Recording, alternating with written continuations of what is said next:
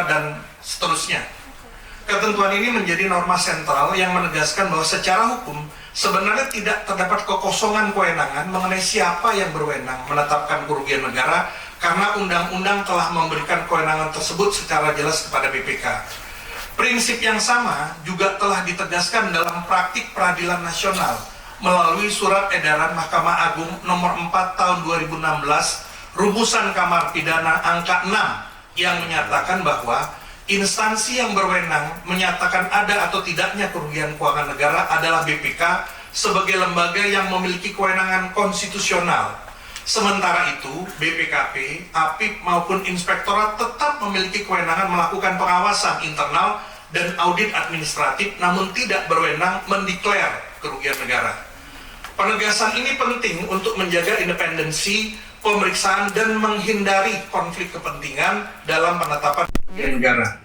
Selain itu, Mahkamah Konstitusi melalui dua putusan, yaitu putusan nomor 25 tahun 2016 juga menegaskan bahwa kerugian negara harus merupakan kerugian yang nyata atau actual loss, bukan sekedar kerugian, bukan sekedar potensi kerugian, yang dilanjutkan dalam putusan MK 28 tahun 2026 yang memperkuat kedudukan BPK sebagai lembaga negara dalam bidang audit keuangan yang berwenang melakukan audit kerugian negara. Sekaligus menegaskan pentingnya harmonisasi seluruh norma undang-undang agar tetap selaras dengan desain konstitusi. Dengan demikian, apabila dicermati secara menyeluruh, mulai dari Undang-Undang Dasar 1945, Undang-Undang Perbendaharaan Negara, Undang-Undang BPK, SEMA Mahkamah Agung hingga putusan MK, semuanya menunjuk satu arah yang konsisten, yaitu kewenangan menilai dan menetapkan kerugian negara secara konstitusional memang ditempatkan pada BPK sebagai lembaga audit negara yang bebas dan mandiri. Dan kemudian ini adalah bagian ketiga, yaitu tentang urgensi pemutahiran regulasi. Persoalan yang dihadapi saat ini sesungguhnya bukan terletak pada ketiadaan dasar hukum kewenangan. Sebaliknya, ketentuan pasal 10 ayat 1 Undang-Undang nomor 15 tahun 2006 telah secara tegas memberikan kewenangan kepada BPK. Ya. Dengan demikian, secara normatif sebenarnya sudah sangat jelas bahwa kewenangan penetapan kerugian negara berada pada BPK sebagai lembaga audit negara yang memiliki landasan konstitusional.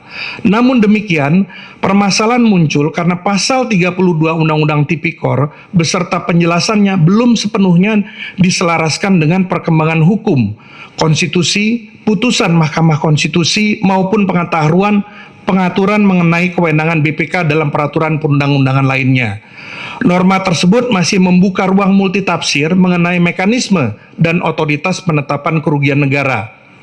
Dalam praktik penegakan hukum, kondisi ini kemudian memunculkan penafsiran bahwa penetapan kerugian negara dapat dilakukan oleh berbagai institusi di luar BPK. Apabila hal ini terus dibiarkan, maka akan muncul beberapa konsekuensi serius. Pertama, hal tersebut dapat mengaburkan desain Supreme Audit Institution yang telah dibangun oleh Undang-Undang Dasar 1945, di mana BPK ditempatkan sebagai lembaga negara yang bebas dan mandiri dalam pemeriksaan keuangan negara. Kedua, kondisi tersebut berisiko melemahkan prinsip independensi pemeriksaan keuangan negara karena penetapan kerugian negara seakan-akan masih dapat dilakukan oleh institusi yang secara struktural berada dalam cabang eksekutif. Ketiga, multitafsir kewenangan tersebut pada akhirnya dapat menciptakan ketidakpastian hukum kewenangan tersebut dalam proses penegakan tindak pidana korupsi, terutama terkait validitas dan otoritas penetapan kerugian negara sebagai unsur penting dalam pembuktian perkara tindak pidana korupsi. Dan yang keempat adalah apabila terkait analisis kebijakan, apabila dicermati secara sistematis dan menyeluruh, sesungguhnya terdapat satu garis kebijakan yang konsisten, mulai dari pasal 23 Undang-Undang Dasar 1945, Pasal 1 angka 22 Undang-Undang Perbendaharaan Negara, Pasal 10 ayat 1 Undang-Undang BPK, SEMA nomor 4 2016 hingga dengan putusan MK nomor 25 PUU 2016 dan putusan MK nomor 28 2026. Keseluruhan ketentuan tersebut memperkuat dan mengarah satu prinsip bahwa kewenangan menilai dan menetapkan kerugian negara secara konstitusional berada pada BPK sebagai lembaga audit negara yang bebas, mandiri, dan independen. Nah, saya akan langsung mengenai masalah rekomendasi kebijakan. Dalam rangka memperkuat harmonisasi, jadi bahasa yang kami gunakan izin pimpinan adalah harmonisasi. Jadi kami tidak mengatakan bahwasanya ada hal-hal yang kurang baik, tetapi mungkin kita perlu melakukan harmonisasi sistem hukum nasional, mempertegas kewenangan konstitusional BPK, serta menghindari multitafsir mengenai penetapan kerugian negara dalam perkara tindak pidana korupsi. Untuk ini kami menggagas menawarkan dua opsi kebijakan yang dapat dipertimbangkan. Opsi pertama adalah amandemen terbatas Undang-Undang Nomor 31 Tahun 1999 tentang pemberantasan tindak pidana korupsi. Kita sama-sama mengetahui bahwa sudah pernah dilakukan satu kali amandemen melalui Undang-Undang Nomor 20 Tahun 2001 kalau tidak salah, dan mungkin ada ruang untuk perubahan kedua atas Undang-Undang nomor 31 tahun 1999 ini. Opsi ini dilakukan dengan melakukan amandemen terbatas terhadap pasal 32 beserta penjelasannya dalam Undang-Undang Tipikor. Perubahan diarahkan untuk memutakhirkan norma agar selaras dengan perkembangan hukum konstitusi dan sistem hukum keuangan negara. Substansi perubahan itu perlu menegaskan bahwa satu, penilaian dan penetapan kerugian negara dilakukan sesuai kewenangan konstitusional BPK sebagaimana diatur dalam pasal 23 ayat 1 Undang-Undang 1945. Kedua, selaras dengan pasal 10 ayat 1 Undang-Undang Nomor 15 Tahun 2006 tentang BPK yang memberikan kewenangan kepada BPK untuk menilai dan atau menetapkan jumlah kerugian negara. Dua, memperhatikan SEMA nomor 4 tahun 2016 yang menegaskan bahwa instansi yang berwenang menyatakan adanya kerugian negara adalah BPK serta menyesuaikan dengan putusan MK, baik putusan MK nomor 25 2016 dan khususnya putusan MK nomor 28 tahun 2026.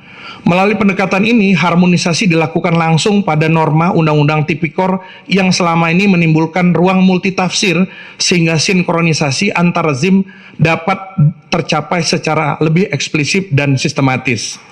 Namun kami juga menawarkan yang lebih praktis, yaitu opsi kedua, amandemen terbatas terhadap Undang-Undang Nomor 15 Tahun 2006 tentang Badan Pemeriksa Keuangan. Opsi kedua dilakukan melalui amandemen terbatas terhadap Undang-Undang Nomor 15 Tahun 2006 dengan menambahkan ketentuan dalam bagian ketentuan penutup. Satu pasal saja, yaitu dengan membuat rumusan norma yang dapat dipertimbangkan sebagai berikut. Ditambahkan satu pasal, pada saat undang-undang ini mulai berlaku, ketentuan pasal 32 dan penjelasannya dalam Undang-Undang Nomor 31 Tahun 1999 tentang pemberantasan tindak pidana korupsi dinyatakan tidak berlaku dan disesuaikan dengan ketentuan penetapan kerugian negara sebagaimana diatur dalam undang-undang ini. Pendekatan ini bertujuan untuk mempertegas kewenangan konstitusional BPK dalam perhitungan dan penetapan kerugian negara, menghilangkan dualisme pengaturan, serta memastikan bahwa seluruh mekanisme penetapan kerugian negara mengacu kepada regulasi pemeriksaan keuangan negara yang dibangun berdasarkan pasal 23E ayat 1 Undang-Undang Dasar 1945. Selain itu, opsi ini juga menjadi solusi yang lebih ringkas dan terfokus karena harmonisasi dilakukan langsung melalui undang-undang yang mengatur keuangan BPK sebagai Supreme Audit Institution. Sebagai catatan, kedua opsi tersebut pada dasarnya memiliki tujuan yang sama, yaitu memperkuat kepastian hukum, menjaga konsistensi hukum nasional, menghindari risiko tumpang tindih kewenangan antar lembaga, dan memastikan penetapan kerugian negara tetap berada dalam kerangka kewenangan konstitusional BPK sebagai lembaga audit negara yang bebas dan mandiri. Perbedaan terletak pada pendekatan harmonisasi, di mana opsi pertama dilakukan penyesuaian langsung pada rezim hukum tindak pidana korupsi, sementara opsi kedua mempertegas keberlakuan norma sebagai sistem hukum kelembagaan BPK. Kami kembalikan kepada pimpinan. Terima kasih. Iya, Pak. Menarik itu, Pak Firman, Pak Agung Firman. Jadi dua opsi, tapi frasa kita lebih bagus revisi, Pak. Kalau amandemen itu lebih lekat frasanya itu di konstitusi, Pak, Undang-Undang Dasar 45. Itu lebih nyata penggunaan frasa amandemen di Undang-Undang Dasar 1945. Tapi kalau di undang-undang kita menganut skema perubahan-perubahan untuk mengikuti perkembangan dan kemudian tetap tidak lepas daripada konstitusi plus amandemennya gitu. Artinya itu lebih kepada revisi, lebih kepada revisinya gitu. Nah jadi Bapak tadi menyatakan kan sesuai dengan program kita peninjauan dan pemantauan terhadap Undang-Undang Tipikor dan Undang-Undang tentang BPK. Ya jadi ini menarik. Tapi sekali lagi di dalam pasal 10 Undang-Undang BPK ayat 2, ayat 1-nya kan BPK yang menilai, yang menetapkan akibat perbuatan melawan hukum. Nah unsurnya ini Pak sebenarnya. Ini bukan soal angka-angka yang kemudian siapa yang paling valid menghitung angkanya tadi dan lembaganya, bukan Pak. Tetapi ini adalah persoalan semasa saya menjadi praktisi, itu saya banyak mendampingi para klien-klien itu pada saat diperiksa oleh BPK Pak. Gitu. Artinya apa? BPK di sini akan merangkai bahwa penghitungan kerugian negara itu tidak bisa terlepas daripada perbuatan material. Ya, bukan perbuatan formil Pak. Tetapi kalau ini dilarikan kepada lembaga yang tidak memiliki kewenangan sebagaimana undang-undang dan konstitusi, ini mengakibatkan bahwa pemeriksaan perbuatan tadi lebih kepada formil. Sehingga orang yang mengantarkan air minum kopi saat adanya permufakatan jahat di antara 2 bahkan lebih orang, maka yang mengantarkan kopi juga kena Pak. Itu masuk ke dalam formalitas pemidanaan yang akhirnya menimbulkan ketidakpastian hukum sehingga larilah kepada perhitungan kerugian negara tadi Pak. Seperti itu. Ya. Jadi mens rea dan actus reus ini memang satu metodologi baru. Mengapa di KUHP dan KUHP saya baru pelajari betul pada beberapa hari ini ada tipikor untuk lebih menciptakan kepastian hukum Pak. Karena apa? KUHP-nya pun jelas Pak. Jangan sampai gara-gara extraordinary crime akhirnya mulailah berkembang pola-pola penanganan perkara, ya kan, pemeriksaan perkara ini beda, ini tipikor, begitu kan. Padahal ada acuannya KUHP. Maka karena tidak ada KUHP, tidak ada di KUHP dan KUHP, itulah yang mengakibatkan pemeriksaan perkara itu menjadi liar kemana-mana, seperti itu. Nah ini yang saya pikir mengapa sekarang ada di KUHP di pasal 603 dan 604 justru menciptakan kepastian hukum, ya. Jadi bukan hanya memperkuat kepastian hukum Pak. Pasal 10 ayat 1 ini dulunya dalam skema pemberantasan korupsi kan memang ada keterbatasan Pak.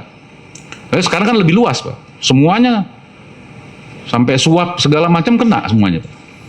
Nah ini akan lebih menarik lagi kalau kita mendengarkan pemaparan dari Pak Alexander Marwata. Disilakan Pak. Ya, terima kasih. Yang saya hormati pimpinan dan anggota BELEK, Pak Agung Firman. Mungkin paparan saya agak berbeda Pak, karena saya lebih ke praktisi. Jadi saya itu 20 tahun jadi auditor BPKP, 4 tahun jadi hakim tipikor, dan 9 tahun jadi pimpinan KPK.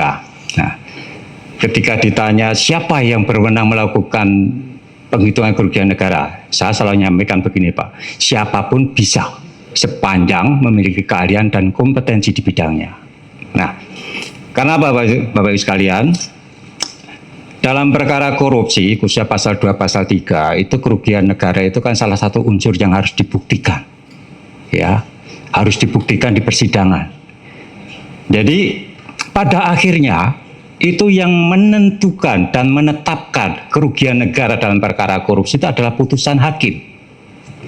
Beberapa kali saya ketika jadi hakim, saya menolak hasil perhitungan kerugian negara BPK maupun TPKP.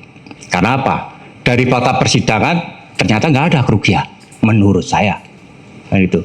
Atau saya kurangi jumlah kerugian negara, atau saya tambahkan, tentu sesuai dengan fakta-fakta yang terungkap di dalam persidangan. Nah, makanya Bapak sekalian, ini penting sekali dan saya kira pemahaman hakim itu yang harus perlu kita tingkatkan. Contoh akhir-akhir ini perkara terkait misalnya Pertamina. Saya kebetulan menjadi ahli untuk para direksi Pertamina. Itu auditornya dari BPK. Ada salah satu perkaranya itu subklasternya itu menyangkut penyewaan tangki OTM, ya, total loss. Ya, hitungan BPK di situ kerugian negaranya itu total loss sejumlah pembayaran yang dilakukan Pertamina kepada OTM. Padahal tangkinya itu digunakan Pertamina loh. Dipakai itu, ada perjanjian sewa. Nah, kalau hakim dan ya sayangnya hakim itu langsung mengambil alih seluruh hasil audit BPK. Karena itu tadi prinsipnya barangkali audit BPK itu adalah sudah bersifat nyata dan pasti. Kan gitu. Saya memaknai, mungkin agak berbeda dengan Pak Agung, saya memaknai bahwa sekalian terkait dengan tanggung jawab dan tugas BPK dalam melakukan dan penetapan audit maupun penetapan kerugian negara itu dalam rangka TGR, tuntutan ganti rugi. Itu pun yang disebabkan oleh perbuatan melawan hukum atau kelalaian bendahara. Ya, itu memang menjadi domain BPK. Tetapi kalau kerugian negara itu bukan disebabkan oleh bendahara, bahkan pimpinan lembaga itu juga berwenang menetapkan ganti rugi.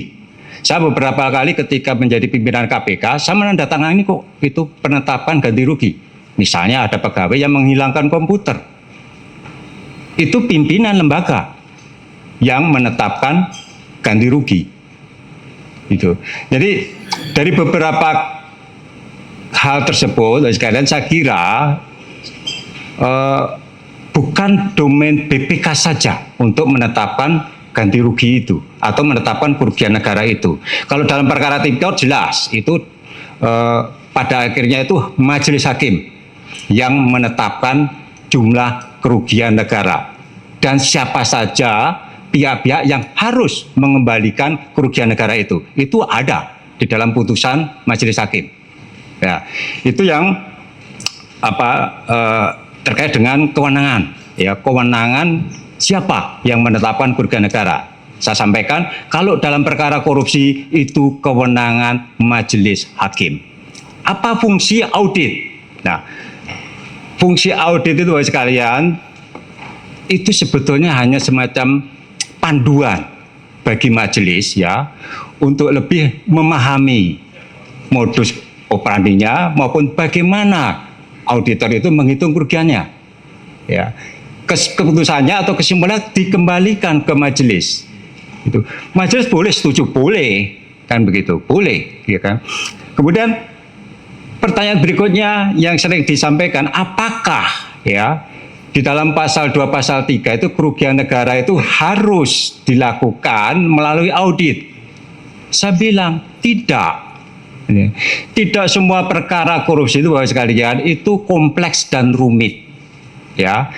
Pekerjaan fiktif misalnya, negara sudah keluar uang, duit, pekerjaan nggak ada, perlu audit nggak? Penyidik, jaksa langsung bisa meyakinkan hakim. Kan begitu? Nggak perlu. Gitu. Atau volume pekerjaan nggak selesai, atau pesan barang 100 yang dikirim 50. Tapi pemerintah sudah bayar 100, ya 50 itulah kerugian negara. Perlu audit nggak? Nggak juga.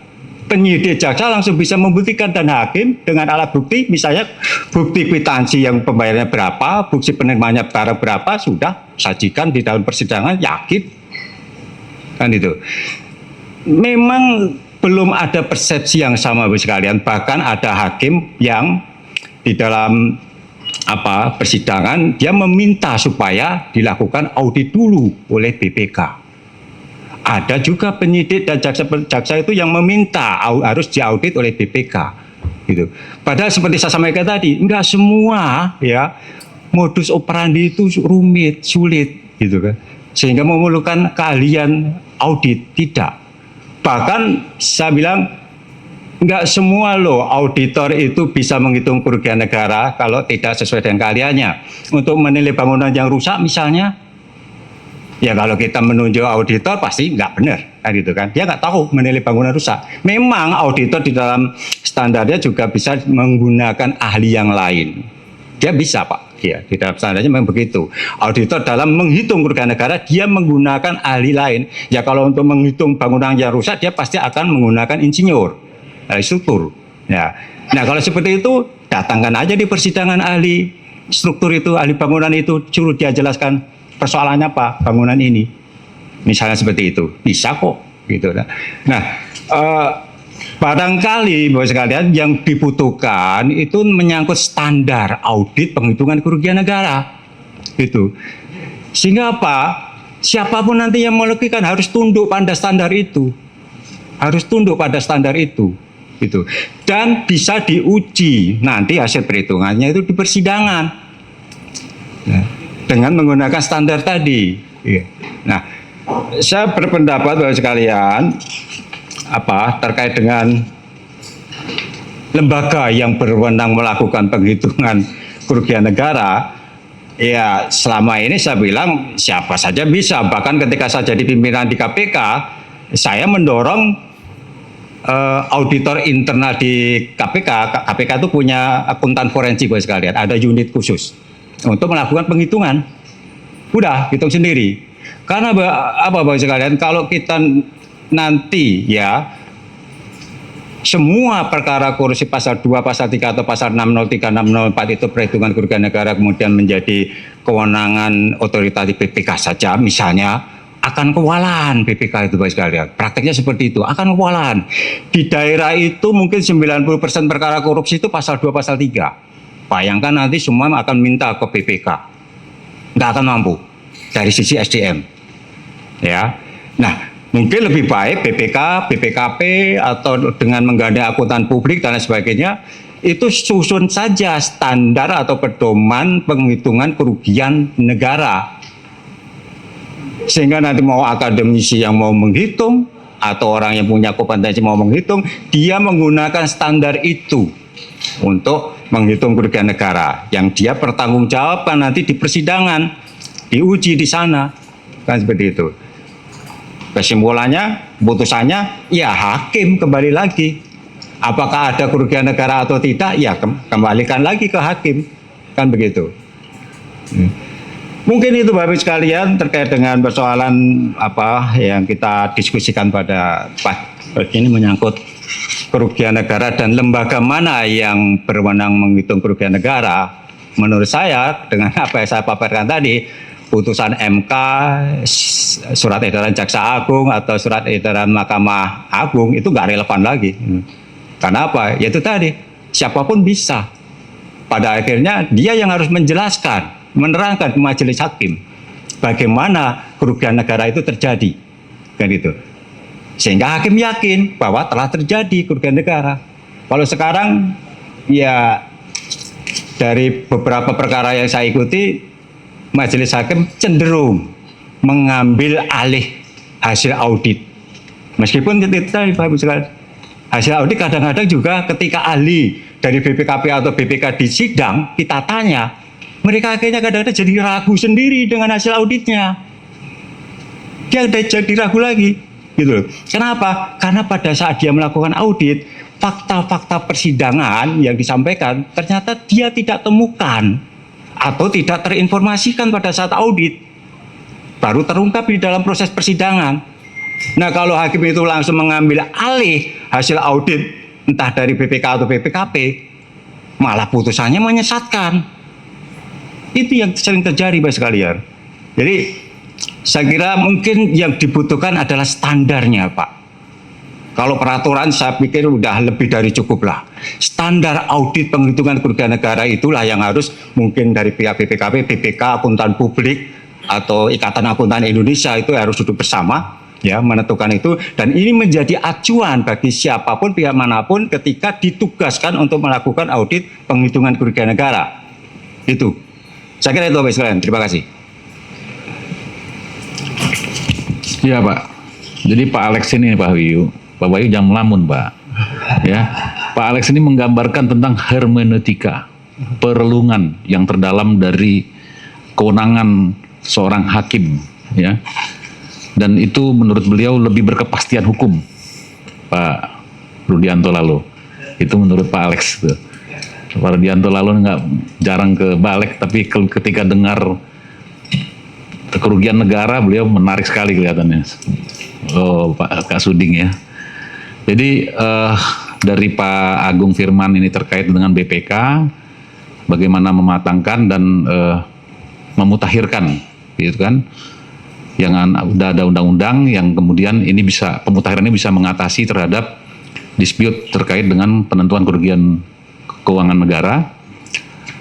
Nah, sementara Pak Alexander, selain daripada memang harus ada bagan-bagan penting untuk pengaturan substitusinya itu kepada lembaga mana dan siapapun sebenarnya bisa, karena di mata beliau hakim yang harus memutuskan, ya. Jadi siapapun bisa di persidangan, tapi hakim yang akan memutuskan. Tapi dalam penyelidikan Pak Alex itu penting juga audit yang matang dan berkepastian hukum, sehingga di pengadilan itu ditambah dengan cara berpikir Pak Alex, maka utuh sudah betul-betul bahwa seseorang itu telah melakukan perbuatan melawan hukum yang mengakibatkan kerugian negara. Jadi dua unsur ini penting sekali nih Pak. Ya. Perbuatan melawan hukum dan kerugian negara, dua unsur ini penting, dan ini saya coba melihatnya di pasal 10 ayat 1 di Undang-Undang BPK tadi. Baik, untuk mempersingkat waktu, kita perdalam dari depan dulu. Sudah. Pak Martin belum datang tadi. Ya, Pak Alex, mohon maaf Pak. Ya. Depan dulu ya Pak, silakan Pak. Sebutkan nama dari fraksi mana Pak, sekarang begitu Pak. Wahyu Sanjaya dari fraksi Partai Demokrat itu Pak. Saya kalau masalah hakim ini jadi agak ingat hakim ini bertanggung jawab kepada Tuhan. Iya. Tapi waktu mau hakim iya. Tapi waktu mau jadi hakim agung menghadapnya ke Komisi 3, ketua nggak ke Tuhan menghadapnya. Astagfirullah. Jadi kalau kita bercerita hakim Pak Alex, waduh, itu saya repotnya. Seharusnya putusannya bukan berdasarkan ketuhanan yang Maha Esa, ya kan? Karena kalau mau jadi hakim agung masih ke Komisi 3. Ya, saya ingin bertanya ke Pak Alex. Itu kan bagaimana Bapak memaknai pasal Undang-Undang Dasar pasal 23E ayat 1, Pak? Karena bagaimanapun juga kita sepakat sebagai warga negara yang baik, Undang-Undang Dasar 1945 masih berlaku, seperti itu kan. Di end of the story, apa yang Bapak jelaskan, Bapak tetap mengatakan bahwasanya minimal kita harus ada standar terhadap audit, ya kan. Masalah memutuskan perkara pidana, saya sepakat itu adalah kewajiban hak wewenang hakim. Bagaimana menentukan standar? Itu yang menjadi pertanyaan. Makanya pertanyaan saya, bagaimana kita memaknai Undang-Undang Dasar 1945 pasal 23E ayat 1. Makasih Ketua. Ya. Nanti dicatat dulu Pak ya. Nanti Pak. Karena ini pasti pendalamannya banyak Pak. Barisan pertama sudah Pak Mardhani mungkin. Silakan. Kasih pimpinan. Bismillahirrahmanirrahim. Assalamualaikum warahmatullahi wabarakatuh. Selamat pagi dan salam sejahtera untuk kita semua. Ke Pak Agung. Pak Agung, konstruksi yang disampaikan dari Undang-Undang Dasar kita 23E kemudian Undang-Undang BPK sangat kuat menetapkan bahwa BPK adalah institusi yang secara konstitusional ditunjuk oleh undang-undang. Nah, kalau melihat kondisi sekarang di mana keberadaan BPK sangat terbatas, baik orang sumber daya, sementara beban demikian berat, usul apa yang bisa dilakukan agar tupoksi ini bisa optimal dilakukan? Karena kalau anggaran membesar, jumlah SDM juga membesar, saya agak khawatir justru nanti akan timbul penurunan kualitas dari teman-teman dalam bab audit tadi. Pak Agung juga kemarin tampil waktu di Mas Nadiem gitulah, itu ada unsur kerugian negara yang Pak Agung punya pandangan cukup menarik. Apa relevansinya yang disampaikan itu dengan konstruksi yang sedang kita bahas? Untuk Pak Alex, tadi tertarik sekali ketika yang ditekankan bukan institusinya tapi standar auditnya, termasuk penyederhanaan terkait dengan bahwa tidak semua harus melalui audit karena memang anatomi crime dari setiap kasus berbeda-beda ya, dan itu sangat mudah. Saya suka ngelihat film-film tentang pengadilan, kadang-kadang hakim sederhana saja, tidak perlu rumit-rumit. Masuk kepada pokok perkara, dua-dua belah pihak, baik pendakwa maupun terdakwa punya hak untuk menyampaikan. Tadi ada indikasi, pertanyaan pertama saya, apa yang harus dilakukan agar standar audit itu bisa diikuti oleh yang lain? Karena tadi kalau secara konstitusional pandangan saya, mandat ke BPK-nya kuat, tetapi Pak Alex memberikan bahwa ketika kita fokus kepada standar audit dan kualitas audit, semua pihak bisa. Nah, yang kedua, ini terkait tadi ada indikasi hakim, walaupun semua proses berjalan, karena hakim adalah yang kita percayai sebagai penjaga benteng terakhir penegakan keadilan, ada indikasi tadi hakim akan selalu menerima keseluruhan audit quote and unquote dari pihak pendakwa, sementara pihak terdakwa tidak mendapatkan kesempatan yang equal untuk menyampaikan responnya terhadap audit kerugian negara tadi. Apa yang harus kita lakukan? Terima kasih. Terima kasih. Selanjutnya barisan kedua, silakan. Bapak-bapak barisan kedua, ada yang mau tanya? Barisan kedua dulu saya tanya. Oke, barisan ketiga langsung. Terima kasih. Pak Suding, silakan. Terima kasih pimpinan, Bapak Ibu anggota Balek, Pak Alex Marwata, Pak Agung yang saya hormati. Pertama saya agak bingung juga ya penjelasannya Pak Alex tadi, karena inilah persoalan yang selama ini kita hadapi ya. Banyak sekali persoalan-persoalan ketika suatu kasus yang ada di aparat penegak hukum ya, yang kita lihat yang bertahun-tahun sudah ditetapkan sebagai tersangka, tapi unsur kerugian negaranya belum ada perhitungan kan begitu, sehingga menimbulkan ketidakpastian, sehingga ada istilah Pak Alex, tetapkan tersangka dulu, perhitungannya belakangan. Ya, kan ini kan membuat ketidakpastian. Nah, sementara hukum kan ini kan harus pasti kan begitu. Harus ada satu lembaga, institusi yang betul-betul memiliki otoritas dalam hal penghitungan kerugian negara. Sehingga ya banyak kita lihat kasus-kasus yang selama ini ya, ketika ada hasil audit dari BPK ya, tidak, karena sudah ditetapkan jadi tersangka ya, tidak ditemukan adanya unsur kerugian negara, lalu kemudian oleh aparat penegak hukum ya, itu mengambil saksi ahli dari berbagai kampus, itu pun kampusnya kita nggak tahu ya. Banyak seperti itu, dan banyak kan digunakan saksi ahli dalam hal perhitungan kerugian negara. Nah, saksi-saksi ahli ini yang dihadirkan ya dalam hal menghitung ya, ini juga tidak jelas kapasitasnya, lisensinya, dan apa ya, yang jelas dari universitas diminta untuk melakukan penghitungan kerugian negara, sehingga banyak memunculkan satu pertanyaan, apakah memang ya, pihak-pihak yang dihadirkan dalam hal penghitungan kerugian negara ini orang-orang yang memiliki otoritas, ataukah hanya sekedar karena ada suatu desakan ya, dari aparat penegak hukum dan mengikuti apa kemauan aparat penegak hukum tentang kerugian negara yang diinginkan kan begitu. Nah, ini kan membuat suatu ketidakpastian.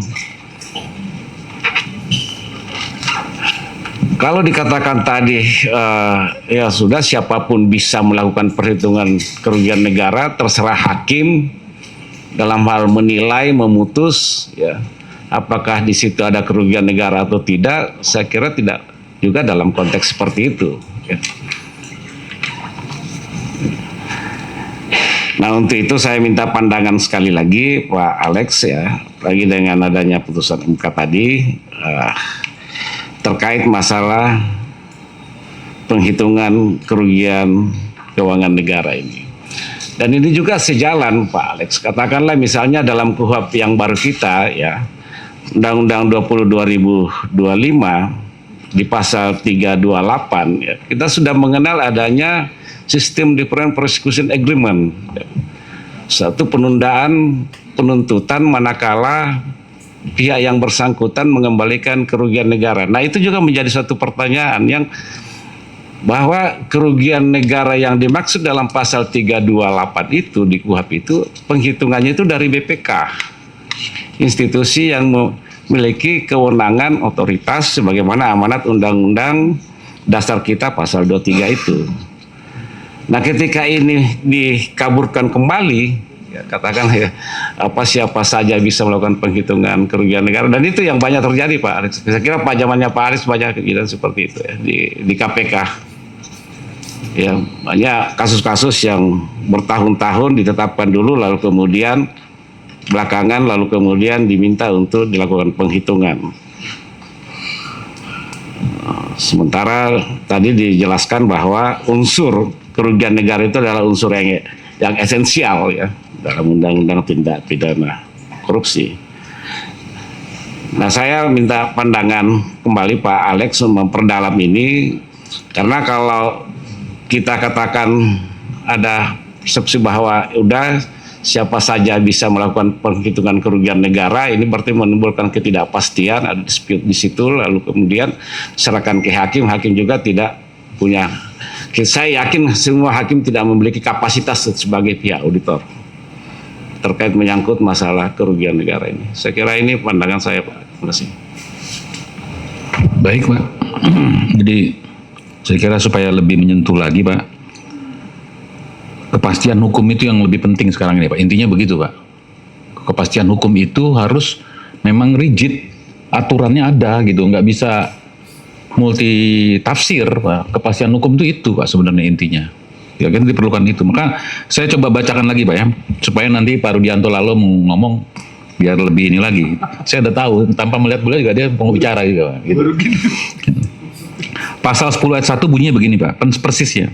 BPK menilai dan atau menetapkan jumlah kerugian negara yang diakibatkan oleh perbuatan melawan hukum, baik sengaja maupun lalai. Dolus dan culpa. Bagaimana nih menemukan dolus dan culpa ini kan nggak bisa sembarangan Pak, tidak bisa formil Pak pemeriksaan perkara perbuatan melawan hukumnya ini. Kalau kerugian negara, anak kuliah bisa Pak ngitung. Nah tapi jalurnya ini Pak nih, jalurnya ini nih sebenarnya intinya begitu Pak intinya nih. Jadi jangan sampai ada pretensi atau presiden bahwa kita menghadirkan pemantauan ini karena cuma bisa-bisanya aja atau mau menggiring satu opini atau hal-hal yang tidak ada sama sekali. Niat kita tidak ada seperti itu. Tetapi untuk bagaimana kepastian hukum tadi itu, sehingga tadi saya sebutkan lagi bahwa sengaja maupun lalai yang dilakukan oleh bendahara, pengelola BUMN, BUMD, dan lembaga atau badan lain yang menyelenggarakan pengelolaan keuangan negara. Nah, ini kan pada prakteknya berkembang Pak. Perbuatan extraordinary crime ini yang sekarang sudah mulai dibatasi dengan KUHP dan KUHP, sudah mulai ada ya petunjuk-petunjuknya, petunjuk-petunjuk lanjutannya maupun petunjuk awalnya. Nah, tapi kemudian untuk merasionalisasi pasal ini, ayat ini dengan keadaan yang berubah, berkembang, dan tentu akhirnya lahirlah SEMA, lahirlah surat edaran kejaksaan yang kemarin, yang berdasarkan putusan MK yang sebenarnya tidak memiliki kekuatan mengikat, karena putusan tersebut menolak permohonan judicial review yang MK nomor 28 Pak. Tapi pertimbangan rasio desiden daripada hakim pada saat sekarang ini kita manfaatkan untuk memastikan adanya ketidakpastian hukumnya terlebih dahulu tentang penghitungan kerugian negara, gitu Pak Rudi. Jadi supaya jangan Pak Rudi mengulang Pak. Silakan Pak, lanjut Pak. Terima kasih Ketua. Yang saya hormati Ketua Balik, pimpinan, anggota Balik, terkhusus tamu kita hari ini, Pak Agung Firman, mantan Ketua BPK Republik Indonesia dan Komisioner KPK pada zamannya Pak Alex Marwata yang dikenal sebagai auditor. Assalamualaikum warahmatullahi wabarakatuh. Ini memang Pak Ketua, sepanjang tidak masuk dalam norma undang-undang, itu pasti akan terus terjadi perbedaan tafsir, perbedaan pandangan, termasuk perbedaan penerapan. Ya, hari ini putusan Mahkamah Konstitusi yang terbaru 28/2026 sebenarnya sudah jelas bahwa lembaga yang berwenang adalah BPK. Tetapi bagi jaksa, bagi KPK, bagi polisi, dia juga akan merujuk pada putusan Mahkamah 31/2012, bisa berkoordinasi. Karena itu tadi, ketidakjelasan dalam norma, dalam undang-undang, sehingga memunculkan berbagai penafsiran. Apa yang dikemukakan Pak Alex Marwata bahwa unsur korupsi kan itu ada 3, Pak. Melawan hukum, memperkaya diri sendiri orang lain, dan merugikan keuangan negara. Pertanyaannya, siapa yang berwenang merugikan keuangan negara? Jaksa, polisi, atau KPK? Dia akan menunjuk misalkan ahli, menunjuk misalkan lembaga tertentu, lalu kemudian dia sajikan ke yang mulia, hakim misalkan dalam persidangan. Tetapi bagi seorang terdakwa, dia juga mungkin akan menghadirkan ahli atau menghadirkan audit BPK misalkan, bahwa tidak terjadi kerugian negara.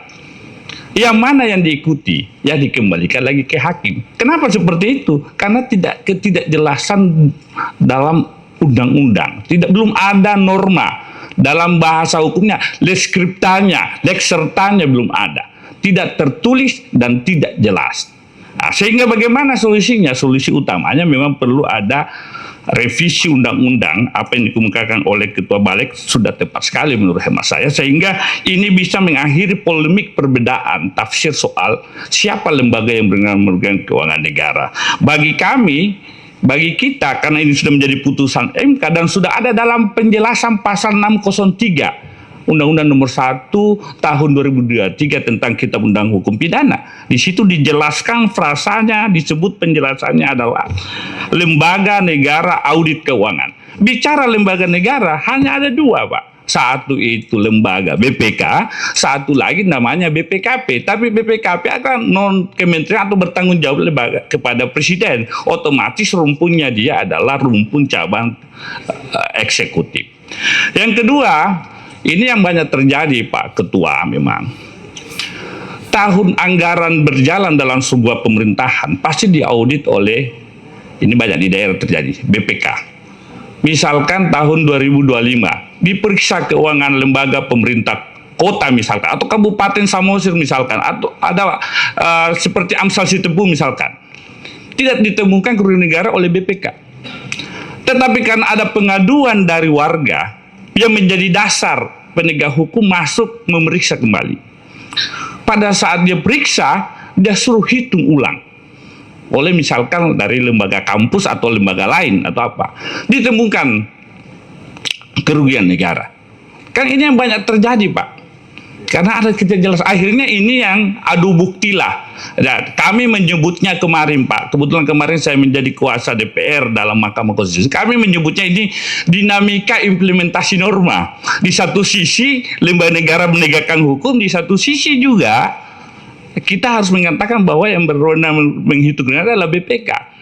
Jadi lebih kepada dinamika implementasi penegakan hukum, dan inilah yang harus menurut saya Ketua harus dibuat rumusan norma yang tegas dan jelas supaya tidak terjadi lagi multitafsir yang ujung-ujungnya yang kita khawatirkan adalah praktik abuse of power, kesewenang-wenangan dari penegak hukum tadi. Kalau tidak ada norma yang mengatur, maka jaksa, polisi, KPK kadang-kadang semena-mena, Pak. Ini banyak yang terjadi, kadang-kadang semena-mena. Ya bisa jadi, saya menganalogikan begini, Pak, mau maafkan saya. Dulu zaman kerajaan, kalau raja mau dibunuh, itu pakai air minum, Pak. disajikan racun. Kalau hari ini ya seringkali hukum itu dipakai jadi alat politik, Pak, alat pukul politik. Ya, di negeri Konoha, kira-kira begitu. Kayak itu cara membunuhnya gimana? Ya pakai cara hukum, Pak. Dicari-cari salahnya, Pak. Makanya ini yang kita harus sampaikan. Saya selalu menarasikan, Jaksa Agung Suprapto mengatakan penegak hukum itu dilarang mencari-cari kesalahan. Menemukan kesalahan, yes. Misalkan ada audit BPK, ada kerugian negara, ya silakan teman-teman LPH turun memeriksa itu. Tapi kalau tidak ada, itu yang saya sebutkan mencari-cari kesalahan. Itulah mengapa kemudian penting sekali kita mengontrol. Bayangkan sudah banyak kita mau buat lagi undang-undang perampasan aset, Pak. Kalau undang-undang perampasan aset, kalau penegak hukum kita tanda petik belum sapu bersih, masih sapu kotor, ya ini sangat berbahaya, Ketua. Jadi saya mohon Pak Ketua ini senyum-senyumnya ini luar biasa nih Pak Bopi. Saya kira itu catatan saja pimpinan kami Rudianto Lalo dari fraksi Nasdem. Assalamualaikum warahmatullahi wabarakatuh. Ya, Pak Rudi ini Pak. Ini anggota Komisi 3 Pak Alek. Anggota Komisi 3 yang juga cukup vokal ya. Tapi vokalnya vokal full Pak. Nggak pakai fonem beliau ini. Vokal betulan gitu kan. Pakai morfem. Jadi gini Bapak Ibu sekalian, yang disampaikan oleh Pak Rudi ini lebih kepada original intent. Setiap peraturan itu kan punya bagaimana yang menjadi landasan filosofisnya, sosiologisnya, maupun juga yuridisnya, sehingga pasal-pasal itu terbentuk. Kalau kita di balik itu ada metodologinya, bagaimana membreakdown terkait dengan fakta dan data sebagaimana dari narasumber yang kita peroleh, nanti akan kita abstraksikan turun menjadi norma, norma turun menjadi materi muatan, dan materi muatan itu menjadi bagian daripada pasal-pasal yang sehingga kita bisa lihat dihadirkan oleh Balek dan menjadi inisiatif DPR. Itu seperti itu. Karena fungsi kita Balek juga mengharmonisasi. Nah, kembali kepada original intent tadi, Pak. Yang dimaksud oleh Pak Rudi tadi, saya membaca original intent ini terhadap Undang-Undang BPK terkait dengan pemeriksaan perbuatan melawan hukum yang menyebabkan kerugian negara. Ini sebenarnya fungsi penyidik dalam hal ini jaksa ataupun KPK itu sebenarnya menemukan terlebih dahulu bukti permulaan, Pak. Baru bukti permulaan tadi itu kemudian diajukan ke dalam lembaga peradilan. Dalam konteks ini ada pre-adjudifikasi, adjudifikasi, penyelidikan, penyidikan, sampai dengan penuntutan, Pak. Nah, keadilan korektif ini menjadi kepentingan penting ya, bahwa sehingga perkara itu menjadi terang benderang, tidak mencari-cari. Begitu Pak Rudi ya. Tidak mencari tapi menemukan. Jadi jaksa itu menemukan, penyidik itu menemukan, tapi dalam bentuk bukti permulaan yang kemudian ketika berbicara untuk kerugian negara yang disebabkan oleh perbuatan melawan hukum ini adalah fungsi auditor. Untuk melengkapi bukti permulaan tadi itu. Sehingga ketika itu keadilan korektif telah terjadi, diajukan kepada vindikatif. Kemudian hermeneutika hakim tadi, Pak. Pertimbangan hakim itu apakah tentang perbuatan melawan hukum ini linier dengan akhirnya menjadi kerugian negara atau tidak linier, tidak sinkron. Ada kerugian negara tapi kemudian tidak ada perbuatan melawan hukum. Nah, itu kan BPK ini kan di ayat 2-nya pasal 10, penilaian kerugian keuangan negara dan atau penetapan pihak yang berkewajiban membayar ganti kerugian. Sebagai yang masuk pada ayat 1 ditetapkan dengan keputusan BPK. Jadi original intent daripada undang-undang BPK terkait dengan penghitungan kerugian negara ini tingkat restorasinya lebih tinggi sebenarnya, Pak. Ya, restorage-nya lebih tinggi dibandingkan dengan retributif, dibandingkan dengan penghukuman, pemidanaan, pengambilan pertanggungjawaban pidana. Ini sebenarnya yang menurut saya penting ketika dua opsi yang disampaikan oleh Pak Agung tadi itu, yang coba kita akan formulasikan dengan pandangan Pak Alexander tadi, sehingga ada dua tahapan dalam pemeriksaan tentang kerugian negara tadi itu. Ya, dari pre-adjudifikasi menjadi adjudifikasi, dari keadilan korektif yaitu tugas daripada penyidik, kejaksaan maupun KPK dan sebagainya, sampai kepada vindikatif gitu loh. Ini sebenarnya original intent itu. Mungkin Bapak Ibu ada tambahan? Kalau tidak ada, saya langsung ke Pak Martin, pimpinan. Ya Pak, silakan. Baik, terima kasih Pak Ketua. Yang saya hormati seluruh anggota Balek dan juga terutama para narasumber yang memperkaya kita di hari kedua. Jadi kemarin di hari pertama juga para narasumber sudah kesini Pak, termasuk Pak Amin Sunaryadi juga yang mantan pimpinan KPK dan juga dari kalangan akademisi. Jadi kalau saya lihat dari 2 hari kita mendengarkan para narasumber ini Pak Ketua, ini ada 2 paradigma. Satu paradigma yang sifatnya teknis dan satu paradigma yang sifatnya konstitusi. Kemarin juga gitu tuh. Nah, yang sifatnya teknis ini misalnya di kapasitas BPK misalnya, ya, dari sisi jumlah personil dan lain sebagainya kemarin diungkapkan oleh Pak Amin Sunaryadi juga, mampu nggak gitu kalau memang ini semua dilakukan oleh BPK, sehingga ada kekhawatiran terjadi istilahnya bottleneck dalam kasus-kasus korupsi. Tapi kemudian juga seperti Pak Agung dan kemarin Pak Firman Wijaya sampaikan dan juga Prof. Romli, saya kira konstitusi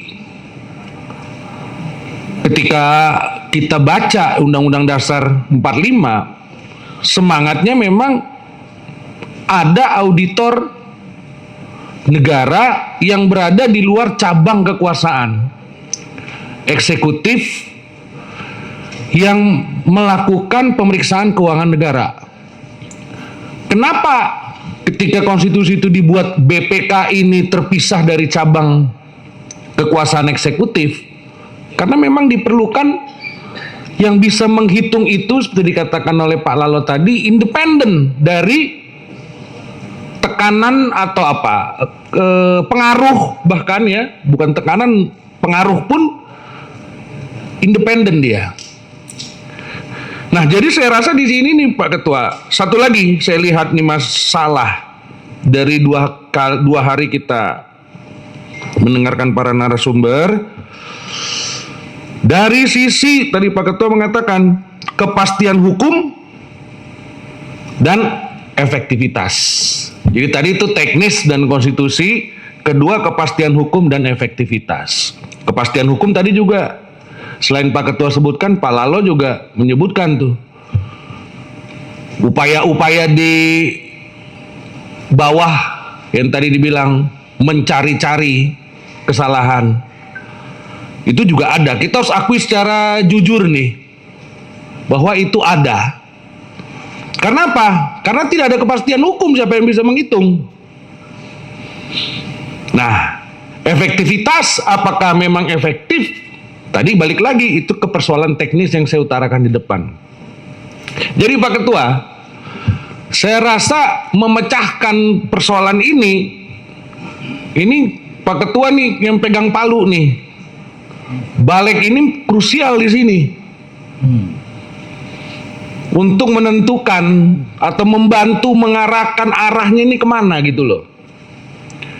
Nah, kalau kita lihat, mungkin Pak Agung Firman sebagai pimpinan BPK juga tahu, saya kebetulan sarjana ekonomi juga Pak, menghitung, mengaudit dan menetapkan ini kan persoalan yang berbeda nih. Menghitung bisa. Tadi Pak Ketua katakan, mungkin orang yang punya sertifikasi lah ya sebagai akuntan investigatif itu bisa punya kemampuan. Either dia berada di BPK, BPKP, auditor, asal dia punya sertifikasi itu bisa menghitung, mengaudit, menetapkan. Ini persoalan lagi nih, menetapkan kerugian negara ini. Karena seperti Pak Ketua katakan tadi, menetapkan kerugian negara dan perbuatan melawan hukum itu satu hal lain yang harus dibuktikan juga. Karena bisa terjadi Pak, ini kita diskusi ya, kerugian negara terjadi, tapi belum tentu ada perbuatan melawan hukumnya loh. Atau sebaliknya Pak, kerugian negara tidak terjadi, tapi ada perbuatan melawan hukumnya. Itu yang dibilang Pak Amin Sunaryadi kemarin tuh, ketika menerima suap dan lain sebagainya, negaranya nggak rugi, diperiksa nggak rugi, tapi ada perbuatan melawan hukumnya.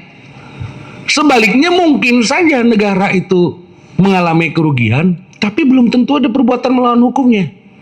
Tadi kalau Bapak misalnya mengatakan Bapak sebagai saksi ahli di Pertamina misalnya, itu kan kalau saya baca di berita tuh, ada satu kebijakan import LNG yang berlangsung selama 20 tahun, tapi pada masa 20 tahun itu ada periode di mana terjadi kerugian akibat tekanan global dan COVID. Nah, kalau kita melihat kerugian negara secara saklek, kerugian negara equal korupsi, wah bahaya juga Pak Ketua, karena belum tentu itu loh. Saya bukanlah sedang ngomongin kasus per kasus ya, tapi maksud saya ini exercising Pak. Nah, karena itu menurut saya ini penting Pak, kita tidak bisa membiarkan norma yang mengambang seperti ini kemudian menjadi istilahnya bola liar. Kita badan legislasi sebagai alat kelengkapan dewan yang bersifat tetap, yang mengkoordinasi pembentukan undang-undang dan juga memiliki kewenangan pemantauan pelaksanaan undang-undang. Artinya kalau ada peraturan pelaksanaan undang-undang di bawah undang-undang yang tidak sinkron dengan undang-undang, itu adalah kewajiban badan legislasi juga untuk bisa melakukan kajian seperti ini, memberikan rekomendasi. Kalau problemnya ada di undang-undang, maka kemudian melakukan revisi undang-undang. Nah, jadi saya pikir Pak Ketua, itu pendapat saya. Jadi kita harus berperan di sini badan legislasi untuk bisa membantu arah dari penegakan hukum kita agar bisa sesuai dengan mandat konstitusi kita, tapi sekaligus juga memecahkan masalah teknis. Kalau masalah teknis ini kan sebenarnya bisa Pak, ya misalnya kekurangan dari aparat aparatus di BPK itu memang bisa diisi, atau misalnya kita minta BPK menambah auditornya yang memiliki sertifikasi, atau BPK bisa menunjuk ketika tidak ada personaliannya, dia menunjuk lembaga apa melakukan penghitungan tapi mendeklar tetap BPK, seperti itu Pak Ketua. Kita harus mencari saya kira solusi-solusi yang terkait dengan ini. Saya pikir itu Pak Ketua pendapat dari saya dari 2 hari RDPU ini. Terima kasih Pak Ketua. Baik. Jadi Pak, saya baca nih Pak ya, pasal 603 Pak KUHP. Setiap orang yang secara melawan hukum melakukan perbuatan memperkaya diri sendiri, orang lain atau korporasi yang merugikan keuangan negara atau perekonomian negara dipidana dengan pidana penjara seumur hidup atau pidana penjara paling singkat 2 tahun dan paling lama 20 tahun dan pidana denda paling sedikit kategori 2 dan paling banyak kategori 6. Ini sekarang KUHP yang baru Pak. Dalam penjelasannya pasal 603, yang dimaksud dengan merugikan keuangan negara adalah berdasarkan hasil pemeriksaan lembaga negara audit keuangan, Pak. Nah ini, jadi jelas nih Pak. Ini 2026 ya, awal 2026 ini sudah berlaku. Dan SEMA-SEMA sebelumnya itu memang ada yang sehingga melahirkan kepentingan atau pemikiran bahwa pelaksanaan penghitungan kerugian negara di luar BPK itu ada beberapa lembaga yang dimungkinkan dapat diwujudkan ya. Nah, jadi kembali kepada original intent Pak, bahwa perbuatan melawan hukum terkait dengan kerugian negara ini menjadi penting untuk kemudian di dalam pasal 10 ayat 1 yang tadi diajukan usulan oleh Pak Agung Firman ya. Saya pikir yang untuk harus kita pikirkan nanti, tapi ya ini kita belum ending Pak. Ya, tapi original intent tadi Pak terhadap penilaian perbuatan melawan hukum dolus dan culpa, termasuk summons spanningnya, summons spanning ya, permufakatan jahat gitu ya. Nah ini kan perlu satu penilaian-penilaian tersendiri yang tidak hanya sebuah kantor angkutan publik, saya kira tidak mampu Pak itu. Hakim mampu Pak Alek, Hakim mampu itu. Tetapi tahapannya menurut saya, gagasan Pak Alek ini harus kita pakai juga, Pak. Jadi ada 2 tahapan untuk memeriksa tentang kerugian negara tadi. Jadi ada 2 verifikasi. Tahapan pertama adalah dalam korektif, penyelidikan dan penyidikan, kemudian vindikatif juga hakim memerlukan satu lembaga khusus. Ya. Dan ini perlu kita ramu lagi nih kembali. Jadi untuk coba lebih kepada fokus kepada original intent kita lah, Pak, terkait dengan bagaimana penghitungan dan lembaga mana yang memiliki kewenangan untuk melaksanakan penghitungan kerugian negara. Jadi penghitungan kerugian negara itu sebenarnya bukan hanya di atas kertas, Pak. Artinya bukan hanya terkait dengan akuntansi, ya, bukan hanya terkait dengan akuntabilitas, tetapi lebih kepada juga akan perbuatan-perbuatan tadi yang ujungnya merugikan kerugian negara. Justru ujungnya itu. Nah, jadi yang selama ini kemarin dari Pak Romli sudah menyatakan prakteknya begini. Keuangan negara, ada kerugian keuangan negara, tanggepin dulu. Tentang perbuatan melawan hukumnya belum tentu, atau sebaliknya perbuatan melawan hukumnya dulu dilihat ada atau tidak kerugian negara, nomor 2. Nah, padahal kedua unsur ini adalah unsur yang tepat, dan sebenarnya sudah ada tepat penegakan hukum bahwa ketika ada temuan, ada bukti awal temuan, maka lidik itu akan secara semakin maksimal dilakukan sampai dengan sidik. Itu yang menentukan sidik itu tetap penyidik, tetapi kemudian dilengkapi dengan keterangan saksi ahli dari BPK atau tim audit investigatif. Seperti itu kurang lebihnya. Saya kira pendalaman dari Bapak Ibu anggota Balek dan sebagainya menjadi hal penting. Waktu kita masih ada setengah jam. Kita berikan waktu 30 menit ini kepada para narasumber, masing-masing 15 menit. Boleh cepat, boleh lebih lambat, ya. Disilakan pertama ke Pak Agung Firman dulu, karena tadi awal dari Pak Agung, nanti yang keduanya Pak Alex lagi. Silakan. Baik, terima kasih pimpinan Balek dan anggota Balek yang kami hormati.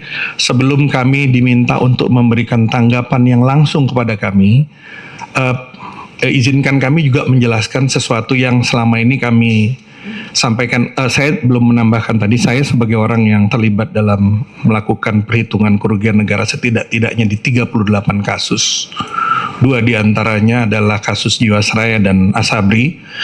Saya pikir ada beberapa hal yang perlu ditegaskan di sini. Kerugian negara ini barangkali yang paling penting. Kerugian negara ini diatur di dalam Undang-Undang Nomor 1 Tahun 2004 tentang Perbendaharaan Negara, Pasal 1 Angka 22, yang didefinisikan sebagai kekurangan uang, surat berharga barang akibat perbuatan melawan hukum, yang lalai atau sengaja,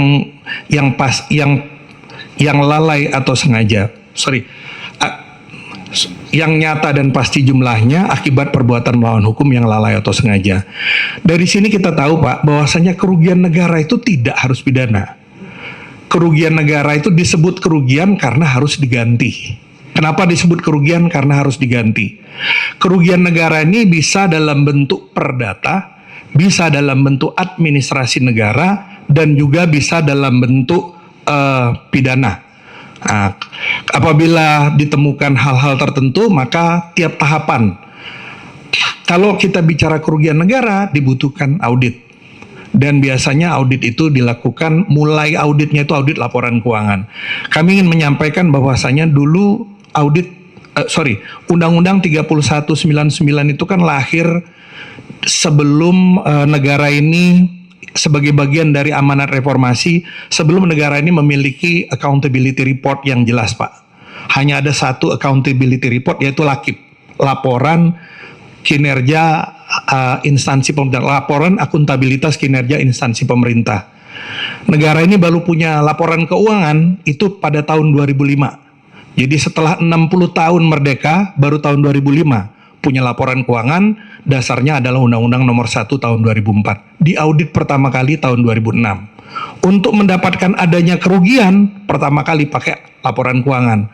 Karena dari mana kita tahu ada kekurangan uang, surat berharga atau barang, tanpa kemudian kita tahu aspeknya dalam laporan keuangan, dalam pendapatannya, belanjanya, asetnya, dan lain sebagainya. Kemudian yang kedua adalah pasal pasal 10 ayat 1 itu bukan hanya terkait bendahara, jelas di situ semua pengelolaan keuangan negara. Mekanismenya memang macam-macam, Pak. Salah satunya adalah dengan menggunakan apa yang tadi disampaikan oleh Pak Alexander Marwata sebagai mekanisme majelis tuntutan ganti rugi perbendaharaan. Jadi BPK itu punya instrumen kuasi pengadilan dan kemudian seluruh pimpinan BPK kecuali ketua BPK sebagai hakim untuk menentukan besarnya tuntutan ganti rugi perbendaharaan yang harus diganti oleh bendahara. Tetapi dalam kasus pengelolaan BUMN, BUMD dan pengelolaan keuangan negara ini tentunya merujuk kepada berbagai ketentuan perundang-undangan yang real. Kemudian aspek formal terkait dengan kompetensi teknis dalam perhitungan kerugian negara. Izinkan kami merujuk kepada setidak-tidaknya 2 undang-undang dan 2 profesi. Bapak-bapak dan ibu-ibu sekalian yang kami hormati, menulis resep, Pak, itu bisa sebenarnya dilakukan oleh tabib, bisa dilakukan oleh sinse, bisa dilakukan oleh bidan. Tetapi kalau itu dilakukan oleh bukan dokter yang memiliki izin praktik, berarti dia melanggar ketentuan pasal 35 Undang-Undang nomor 29 Undang-Undang nomor 29 tahun 2009 tentang praktik kedokteran. Resep hanya boleh ditulis oleh seorang dokter yang memiliki izin praktik. Itu aspek formal, bukan cuma aspek teknis. Kita kurang dokter, Pak, sampai sekarang. Tapi bidan tidak bisa bikin resep, tabib nggak boleh bikin resep. Kemudian soal lain, profesi akuntan. Akuntan ini kalau kita sebut itu adalah gelar profesi, Pak. Dasar ilmunya adalah sarjana ekonomi akuntansi. Sarjana ekonomi akuntansi mengerti akuntansi, mengerti laporan keuangan, mendapat mata kuliah audit. Kalau dia 2 tahun, 3 tahun kemudian magang di kantor akuntan publik, memiliki memiliki kompetensi untuk membuat opini laporan keuangan, opini audit. Opini itu adalah pendapat profesional auditor tentang kewajaran informasi yang disajikan terkait dengan laporan keuangan. Tetapi kalau itu tidak dilakukan oleh akuntan profesional dengan register negara yang memiliki sertifikasi Certified Public Accountant, itu berarti melanggar ketentuan Undang-Undang nomor 5 tahun 2011 tentang akuntan publik, melanggar peraturan Menteri Keuangan nomor 17 tahun 2008. Isunya itu bukan cuma masalah kompetensi, tetapi juga masalah compliance, masalah kepatuhan terhadap ketentuan perundang-undangan. Dan saya sepakat bahwasanya pengadilan adalah satu media yang digunakan untuk mencari pengadilan. Saya sepakat sekali. Dan peran hakim itu menjadi sangat penting. Namun demikian, tanpa adanya kepastian atas kewenangan perhitungan kerugian negara, maka yang terjadi adalah ketidakpastian hukum. Pertama, tidak semua hakim itu memiliki kompetensi yang dimiliki oleh Pak Alexander Marwata. Pak Alexander Marwata ini adalah seorang hakim istimewa karena dia adalah seorang akuntan dan auditor lama. Jadi penguasaannya di bidang tata kelola keuangan, di bidang audit itu dalam sekali. Ada berapa banyak hakim di Indonesia yang memiliki kemampuan seperti beliau? Sehingga aspek formal menjadi penting karena keyakinan hakim akan sangat dipengaruhi oleh LHP atau LHA kerugian negara yang menjadi salah satu alat bukti material dalam tindak pidana korupsi. Kedua, intensitas perkara korupsi yang terjadi saat ini sangat berisiko terjadinya kriminalisasi. Ya, dengan tetap menghormati kasus yang baru-baru ini kami tangani, di mana audit kerugian negara yang ditampilkan ternyata tidak mengungkap 3 aspek penting dalam kerugian negara. Tidak mengungkap bagaimana kerugian terjadi, tidak mengungkap dan membuktikan perbuatan melawan hukumnya, dan yang paling konyol tidak ada hubungan antara perbuatan melawan hukum dan kerugian negara. Ini dalam kasus Pak Nadiem Makarim. Dan ketiga, ini juga merupakan bagian yang sangat penting. Bila perhitungan kerugian negara dilakukan oleh badan pemeriksa keuangan, walaupun badan pemeriksa keuangan ini oleh para pendiri negara dianggap sebagai cabang tersendiri, namun dalam praktik internasional, BPK ini merupakan arm of Congress, tangannya Kongres, tangannya rakyat. Dan oleh jelas, jadi sangat jelas mekanisme pengawasan yang jelas. Ada mekanisme internal, ya, ada mekanisme review bertingkat yang diatur dengan pedoman manajemen pemeriksaan, ada majelis kehormatan dan kode etik di BPK sendiri, dan sudah pasti diawasi oleh DPR. Jadi pekerjaan BPK itu ada pengawas langsungnya.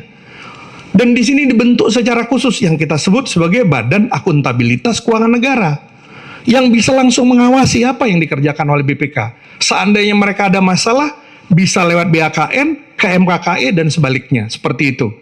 Dan juga ada komisi-komisi terkait, ada komisi 3 yang membidangi hukum, ada komisi 11 yang di dalamnya bicara mengenai masalah program dan pendanaan yang dibutuhkan.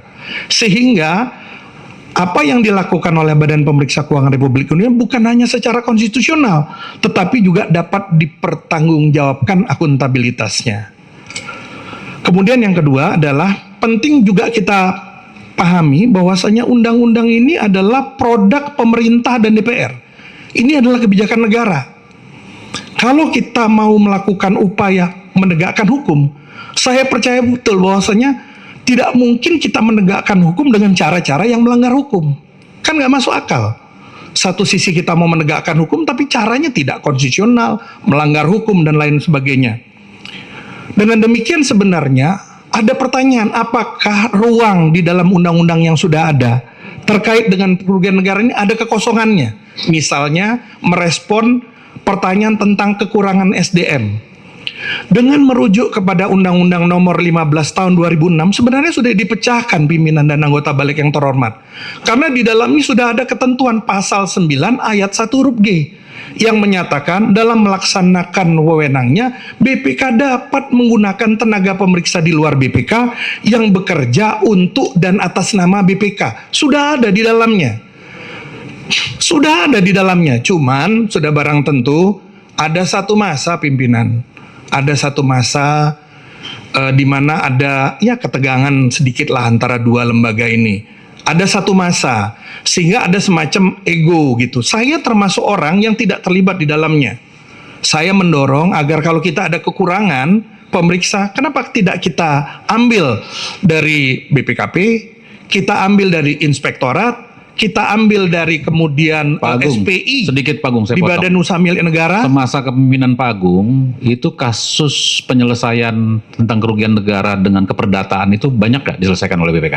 Cukup banyak Pak, saya nggak bawa datanya, tetapi sebagai itu yang gambaran penting, ada dua titik Pak, ada dua titik. Pertama yang besar-besar, yang 38, itu ditangani langsung oleh BPK. kami. Jadi artinya tanpa Yang di bawah, penyelesaian melalui pengadilan, tanpa itu.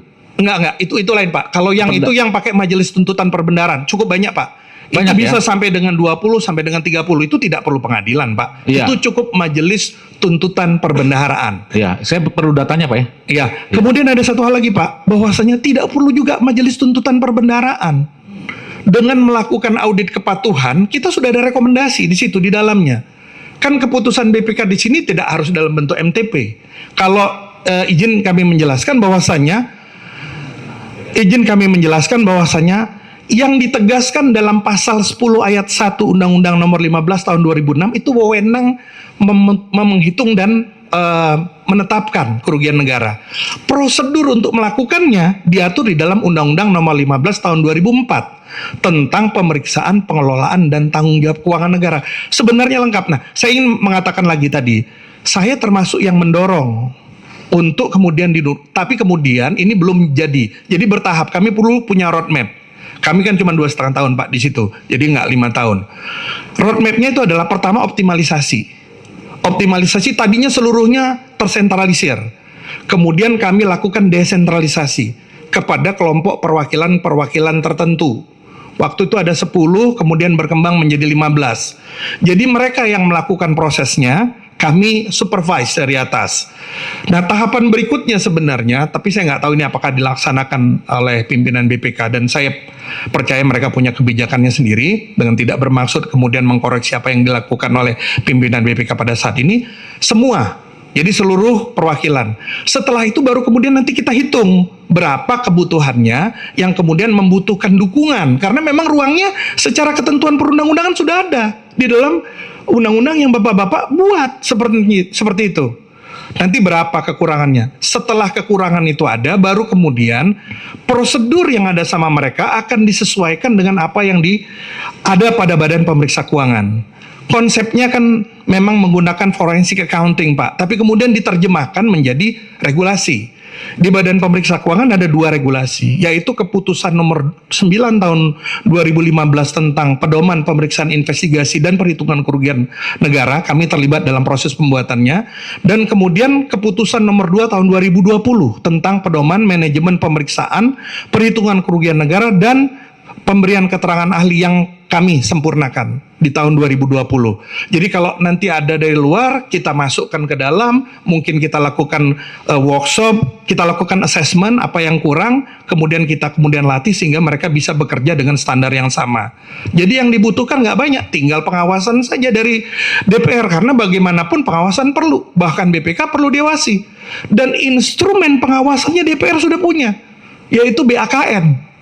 Yang langsung ke kerjaannya DPR ini, lu kerjain apa enggak gitu, BAKN. Kalau kurang, di endorse lagi dengan komisi-komisi yang bersangkutan. Komisi 3, kemudian ada komisi 11 dan yang lain sebagainya.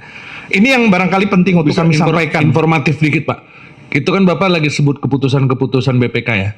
Nah, yang terkait dengan memakai tenaga auditor gitu ya, pemeriksa dari luar itu juga sudah ada di BPK. Sudah Pak, jadi yang baru kita gunakan adalah kantor akuntan publik. Kita perbantukan untuk membantu kita melakukan pemeriksaan terhadap laporan keuangan pemerintah daerah dan kementerian lembaga yang kita anggap resikonya rendah.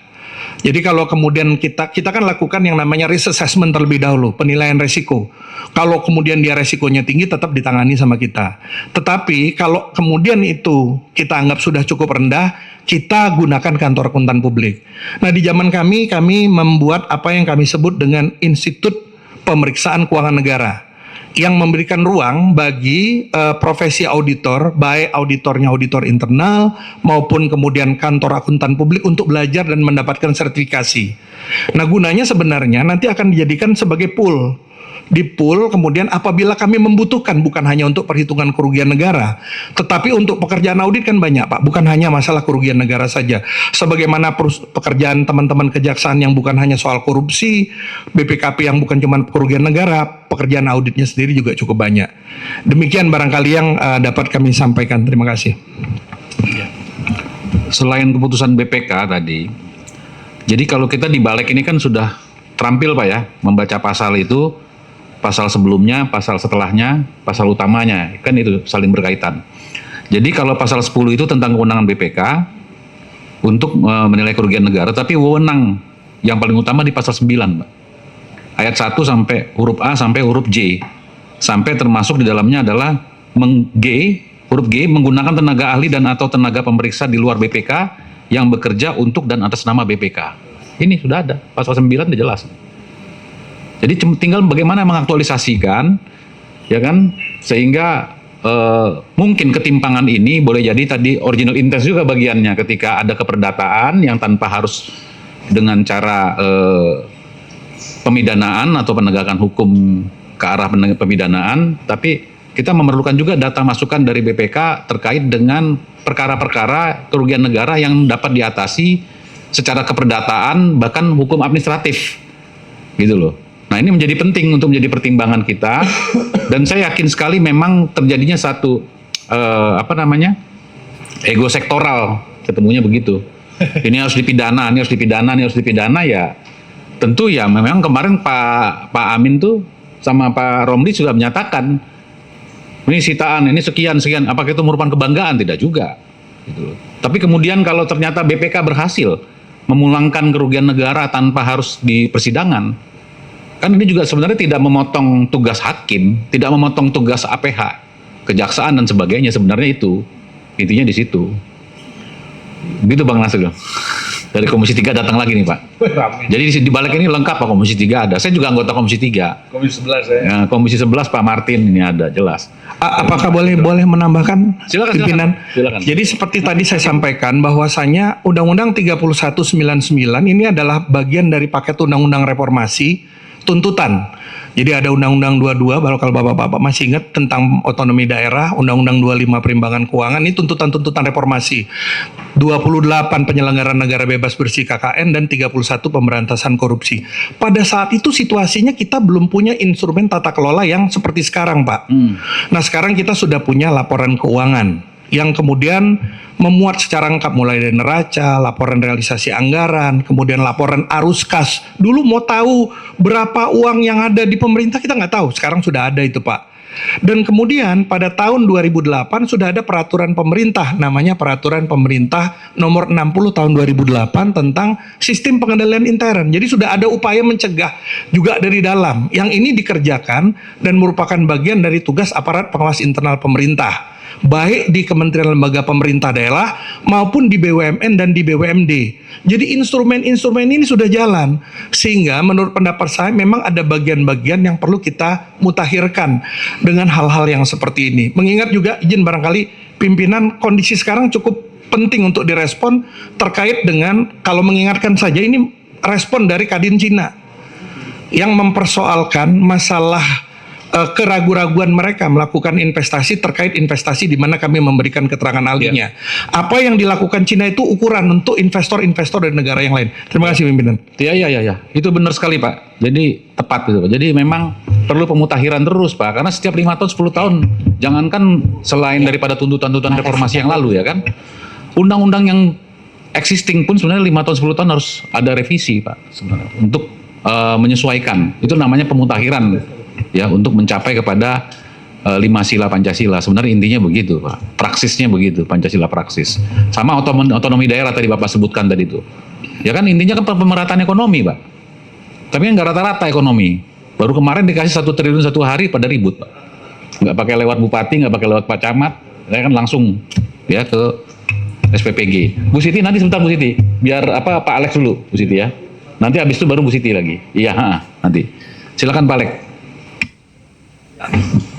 Terima kasih pimpinan. Ya, menyikapi dari pendapat tadi, sebetulnya gini, di dalam akuntansi itu ada prinsip substance over form. Jadi hakikat ekonomi itu lebih dahulukan daripada bentuk hukumnya atau apapun. Sebetulnya ini sejalan juga dengan pemidanaan, kan kita mencari kebenaran material. Jadi tidak hanya sebatas ini melanggar enggak, tapi material kan seperti itu. Terkait dengan kewenangan BPK dan lembaga yang lain. Jadi begini pimpinan dan anggota, di negara kita itu kan banyak sekali auditor ya atau pengawas lah gitu. Setiap Pemda ada auditor ya. Setiap Pemda ada auditor, baik Pemda tingkat 2 atau provinsi dan kementerian lembaga. Nah, mereka punya kewenangan melakukan audit tentu saja ya. Dalam melakukan audit, ada kalanya ada temuan, baik melawan hukum atau kelalaian. Nah, dia bisa menentukan angkanya itu, dia bisa menghitung. Nah, kalau ada perbuatan melawan hukum, misalnya itu korupsi gitu kan, apakah hasil audit inspektorat tadi itu harus kemudian dimintakan persetujuan BPK untuk penetapan atau apa? Kan begitu kan. Kalau kelalaian, kalau terkait dengan bendahara, itu ada TGR yang menetapkan mungkin BPK. Tapi kalau non bendahara seperti saya sampaikan tadi dan itu diatur di Undang-Undang Perbendaharaan, pimpinan lembaga itu bisa menetapkan tuntutan ganti rugi tanpa BPK. Yang menghitung inspektorat, nggak harus BPK, kan begitu. Nah, ini mungkin barangkali perlu ya kita cermati bersama kalau kita ingin menempatkan BPK sebagai lembaga satu-satunya yang berhak menetapkan kerugian negara. Nah, kalau hasil audit dalam rangka korupsi itu dianggap sebagai suatu penetapan kerugian negara, nggak perlu lagi Pak persidangan, nggak perlu diuji lagi Pak, nggak perlu diuji lagi. Kan gitu. Makanya saya dari tadi bilang bahwa apa esensi dari penanganan perkara korupsi adalah salah satunya adalah pembuktian unsur kerugian keuangan negara. Dan hasil audit itu bukan penetapan kerugian negara, bukan. Persidangan pun bukan untuk melegalisasi hasil audit, bukan. Semua masih diuji di dalam persidangan. Jadi kalau menurut saya hasil audit dalam rangka perkara korupsi itu sifatnya masih belum nyata dan pasti. Belum Pak. Karena masih diuji Pak di persidangan. Terdakwa itu juga berhak untuk menghadirkan ahli yang nanti bisa disandingkan dengan hasil audit BPK atau pihak manapun. Nah, kalau kita ingin menempatkan BPK sebagai satu lembaga, oke, nggak masalah sebetulnya. Seperti Pak Agung tadi bilang, dia BPK bisa kok menggunakan atau auditor yang lain, entah akuntan publik atau ahli yang lain. Tetapi hasilnya itu dilaporkan ke BPK. Entah mungkin nanti dalam bentuknya semacam surat pengantar atau apa, atau affidavit dari BPK dan sebagainya, sehingga apa, bisa dijadikan alat bukti di dalam persidangan, diketahui oleh BPK hasil audit oleh lembaga lain atau oleh akuntan publik, kan seperti itu.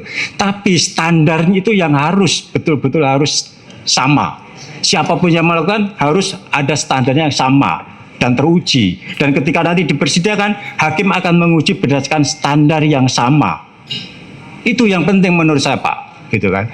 Jadi ya saya khawatir tadi itu kalau semua nanti di BPK dilimpahkan semua ke BPK, ya itu tadi akhirnya temuan inspektorat terkait dengan pelanggaran melawan hukum atau kelalaian yang menimbulkan kerugian negara harus diaudit ulang oleh BPK. Kan nggak harus begitu, pasti akan memakan sumber daya lagi gitu kan, dan dua kali kerja ya itu. Ini ya barangkali mungkin bisa menjadi pandangan Bapak Ibu sekalian dalam kerangka siapa sih lembaga yang berwenang melakukan audit itu kan, dalam perkara korupsi ya, kita bicara terkait perkara korupsi gitu. Nah, saya khawatirnya itu tadi Pak, kalau hasil audit itu sudah dianggap sebagai suatu penetapan dan hakim mengambil alih semua, dan perkara-perkara belakangan itu seperti itu kejadiannya. Perkara impor gula Tom Limbong itu ngaco Pak hasil auditnya, saya ahlinya Pak, yang jadi ahli untuk para pengusaha, ngaco Pak, menurut penilaian saya ngaco. Pengadaan tanah epicentrum oleh Pertamina itu juga ngaco Pak. Itu konyol Pak, gitu kan. Dan hakim ya atas dasar tadi itu sudah merupakan hasil audit dari lembaga ya sah. Ada BPK, ada BPKP Pak, dua lembaga itu, perkara itu. Saya bilang, waduh kalau seperti ini nggak bener ini. Hakim seolah tutup mata Pak. Udah hasil auditnya seperti ini kok. Jadi seolah-olah keterangan ahli dari pihak terdakwa. Kemarin Pak Agung Firman jadi ahli kan untuk Chromebook ya. Seperti apa Pak Agung Firman menjelaskan itu? Ini asumsi, sama Pak. Itu asumsi juga, pengadaan tanah itu kan hasil perhitungannya asumsi. Tapi diterima oleh hakim. Nah ini berarti kan nggak ada standar. Tetap ada standar bahwa audit pengetahuan negara tidak boleh berdasarkan asumsi. Standarnya ke sana. Sehingga hakim akan melihat nanti ketika diuji di persidangan dasarnya apa, asumsi-asumsi.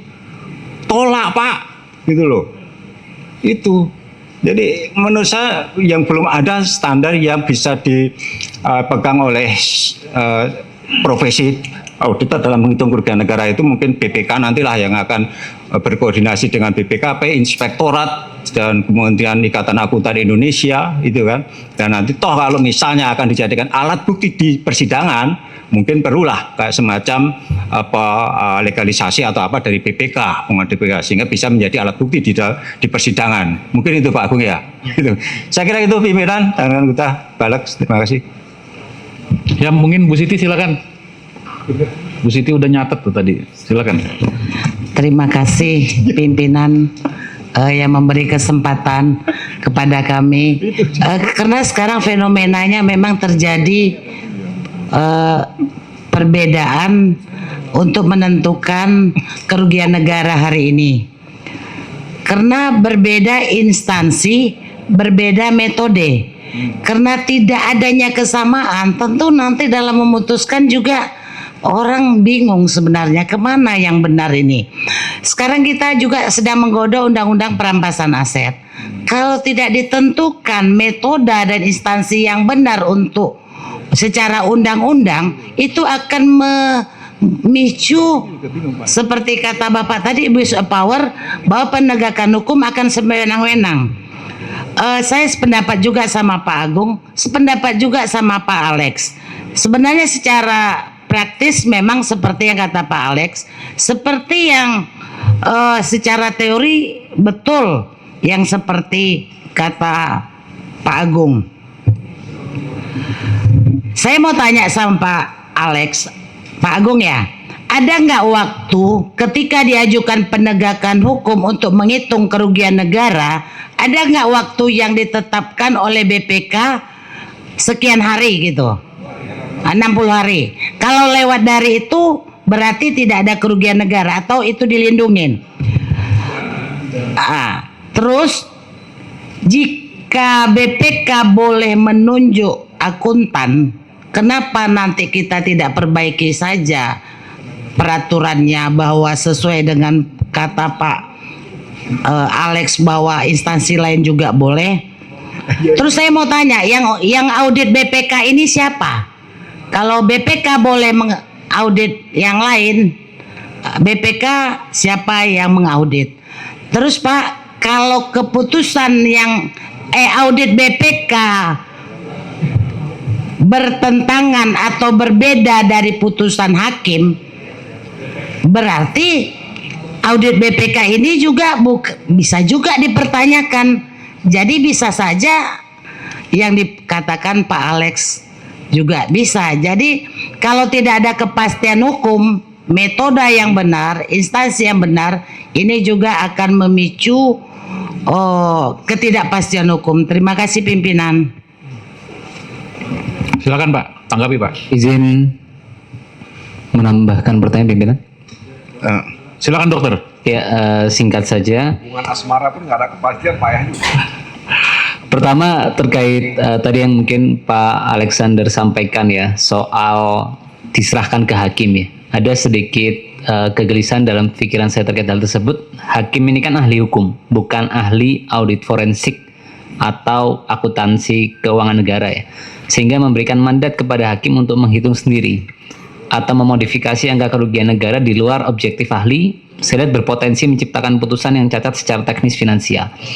Dan hal tersebut berpotensi akhirnya membuat hakim tanpa kompetensi keuangan yang memadai membuat sebuah keputusan dengan pertimbangan spekulatif ya. Karena kita melihat perhitungan audit itu kan kompleksitas akuntansi yang tidak boleh kita simplifikasi dalam prosesnya. Nah, bagaimana pandangan narasumber sekalian terkait dengan paradigma tersebut? Lalu kedua, terkait dengan posisi BPK ya. Saya ada kekhawatiran juga, kita tidak boleh melemahkan wibawa BPK yang itu didirikan dengan tujuan ya menjalankan fungsi pemeriksaan keuangan gitu, sebagaimana DPR menjalankan fungsinya, sehingga saya pikir perlu tetap memberikan satu legitimasi ya terhadap BPK. Nah, pertanyaannya, bagaimana tetap bisa menjaga wibawa posisi peran BPK, tetapi instrumen apa saja yang bisa kita siapkan untuk memitigasi resiko-resiko kesalahan analisis BPK? Karena ketika tadi diambil opsi misalkan siapa saja bisa mengaudit ya, itu kan Wild West ya dalam pembuktian. Artinya bisa jadi, mohon maaf, ada yang cherry picking gitu. BPK ngitung nggak ada kerugian, beberapa lembaga tidak dipilih satu entitas yang akhirnya membuat sebuah kesimpulan ya. Itu mungkin dua konteks yang saya lihat perlu kita lihat dalam penyelesaian masalah tersebut ya. Terima kasih. Udah cukup Pak ya? Nah, udah jam 12 nih Pak. Ketua, ya? izin Ketua. Pak Wahyu Satu akan menit, tadi. 1 menit. Nah? Enggak, saya tuh menyampaikan penjelasan terkait pertanyaan masalah audit BPK tadi. BPK ini diaudit oleh DPR. Saya memberikan keterangan sebagai saksi ahli Ketua sekarang, karena pernah menjabat sebagai Ketua BAKN. Jadi BPK ini diaudit oleh DPR melalui Komisi 11. Komisi 11 melalui rapat paripurna menetapkan KAP yang akan melakukan audit terhadap BPK RI setiap tahun. Nah, kemudian pada saat audit dilakukan, sebelum audit dilakukan, 3 bulan sebelum audit dilakukan, BPK tuh berkonsultasi kepada DPR melalui BAKN tentang target prioritas audit. Misalnya kesehatan, apa kita lebih prioritas ke tenaga kerja, seperti itu. Nah, setelah itu BPK melakukan audit. Auditnya diberikan kepada DPR. Nah, dan sebenarnya saya tuh sering membaca hasil audit BPK. BPK tuh tidak pernah mengatakan setelah selesai audit, oke, lu clear, tidak ada korupsi. Tidak pernah tuh, Pak. Di dalam hasil audit itu tetap dinyatakan bahwasanya ini betul sesuai dengan data yang disampaikan, tetapi tidak menutup terjadinya pemeriksaan atau terjadinya tindak pidana lainnya. Itu selalu ada di dalam situ. Terima kasih, gitu. Ya, baik. Cukup sudah, Pak ya. Silakan Pak, ada waktu sedikit-sedikit Pak Agung dengan Pak Alexander, kasih waktu, ini masih Baik, 5 menit. barangkali menambahkan juga pimpinan, yang berperkara melawan hasil audit BPK itu bukan cuma Pak Alex, saya juga pernah pimpinan. Sebagai mantan ketua BPK, saya pernah memberikan keterangan ahli terkait hasil audit kerugian negara BPK yang menyatakan adanya total loss. Ya, alhamdulillah juga saya kalahkan, bukan karena saya yang ngajarin, bukan, ngawur aja.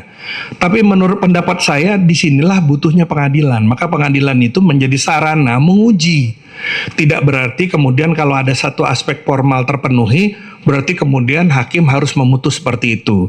Mungkin sekarang kalau ingin dilakukan perubahan yang mendasar terkait dengan undang-undang pemberantasan korupsi kita adalah memberikan ruang yang sama bagi semua aktor penegak hukum. Aktor penegak hukum kan bukan cuma hakim dan jaksa, tetapi juga ada pengacara untuk melihat bukti material dalam bentuk laporan hasil. Sebenarnya istilah yang digunakan itu adalah hasil pemeriksaan investigasi dalam rangka kerugian negara.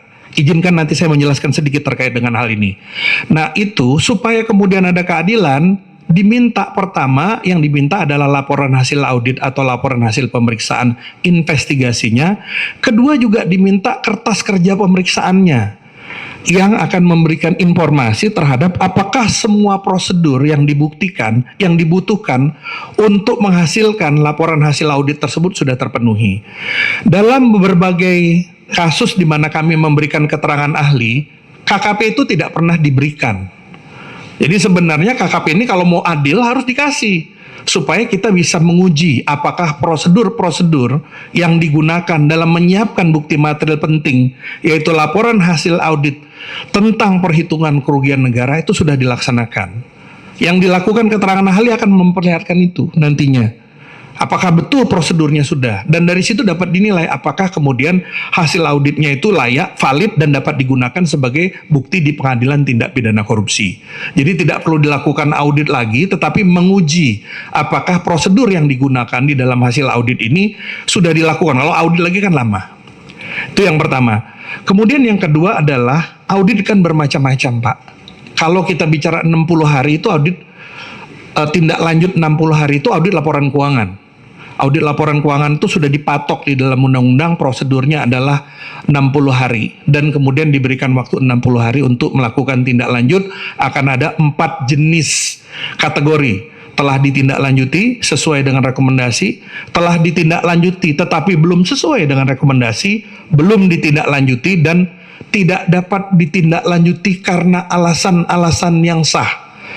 Jadi selama ini orang cuma tahu tidak ditindaklanjuti dan kemudian sudah ditindaklanjuti. Padahal ada kategori 2 dan ada kategori 4. Jadi kalau kemudian temuan itu 1 triliun dan sudah membayar 100 miliar, itu sudah ditindaklanjuti. Dan sudah memberikan ruang bagi terperiksa untuk melakukan proses sesuai dengan tata kelola. Audit itu kan sebenarnya bukan bagian dari penegakan hukum, tapi bagian dari governance yang kita sebut sebagai assurance of accountability. Nah, audit ini dapat digunakan untuk mendukung pro justisia, tetapi prosedurnya seperti apa? Inilah prosedur yang bermasalah, bukan hanya di BPK dan juga di BPKP. Karena sebenarnya pendekatan forensic accounting itu diterapkan untuk yang dilakukan oleh BPK dan juga BPKP. Tapi prosedur melakukannya mungkin ada perbedaan. Satu hal yang penting pimpinan adalah predikasi. Jadi kalau orang melakukan pemeriksaan investigasi, itu sudah harus ada predikasi terlebih dahulu. Ini yang saya persoalkan dalam persidangan Nadiem Makarim. Apakah sudah ada predikasi sehingga dapat dilakukan investigatif atau forensic accounting di dalamnya? Dan umumnya itu tidak ada karena dibuat-buat. Seperti itu. Idealnya proses pemeriksaan investigasi itu dilakukan dalam konteks melakukan penegakan hukum, dilakukan setidak-tidaknya 3 tahap. Pertama, itu adalah tahap menentukan preindikasi. Ini assurance-nya dalam bentuk kepatuhan, audit kepatuhan. Kalau ada red flag-nya, kalau ada temuan yang kemudian ada indikasi perbuatan melawan hukum, seperti yang saya sampaikan tadi, perbuatan melawan hukum kan tidak harus kemudian ada mens rea-nya. Tapi kalau kemudian ada resikonya, maka aparat penegak hukum berkoordinasi dengan Badan Pemeriksa Keuangan meminta pemeriksaan investigasi dalam rangka mendukung proses penyelidikan. Pemeriksaan investigasi ini sesuatu yang tidak bisa dilakukan cepat, pimpinan sidang. 3 bisa 6 bulan seperti itu, tergantung bagaimana prosesnya. Sebagai contoh, kalau kasusnya begitu kompleks seperti Jiwasraya, yang berarti kita harus menguji transaksi selama 2008 sampai 2018, dibutuhkan waktu yang lama.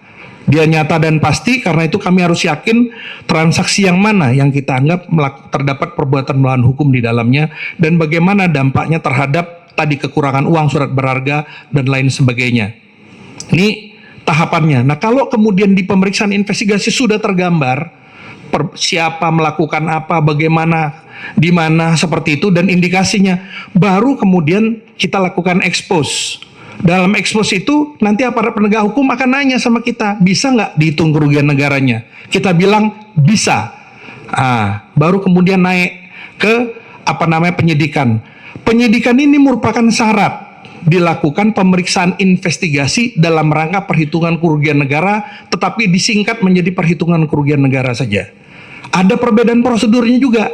Ketika perhitungan kerugian negara, yang menghitung Badan Pemeriksa Keuangan, tapi bukti-bukti yang dibutuhkan itu diambil oleh aparat penegak hukum.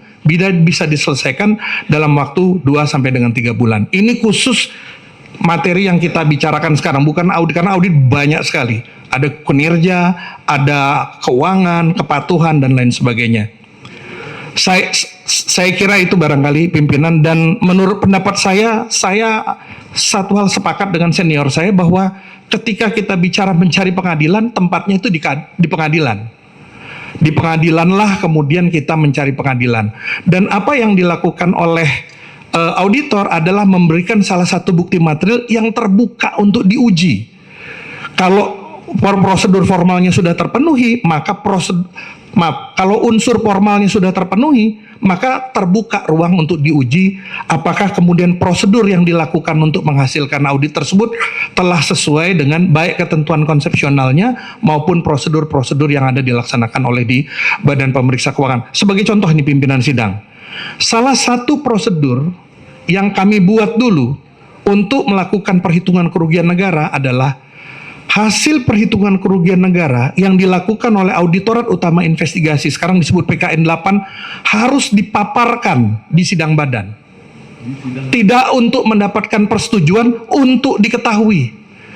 Dan saya dengar nyaris tidak ada satupun prosedur itu diikuti. Kalau dari segi prosedur itu saja, laporan hasil pemeriksaan investigasi sudah batal secara formal. Itu gambarannya. Baik, terima kasih sebelumnya. Udah Pak, benar itu Bapak udah benar. Bapak kalau kepanjangan Bapak ada kelirunya tuh Pak. Baik Pak. Ya udah benar tadi. Bapak dalam BPK itu dalam menilai dan menetapkan jumlah kerugian itu kan ada frasa menilai Pak. Menilai itu kan memerlukan satu tugas dan kewenangan. Kewenangan itu penegakan hukum Pak. BPK itu menegakkan hukum dalam konteks menilai kerugian negara. Kalau Bapak lari ke akuntabilitas lagi, ya nanti gugur lagi Pak pasal 10 nanti. Bapak sudah menaikkan tapi menjatuhkan lagi pasal 10 ayat 1-nya. Udah benar tadi Bapak.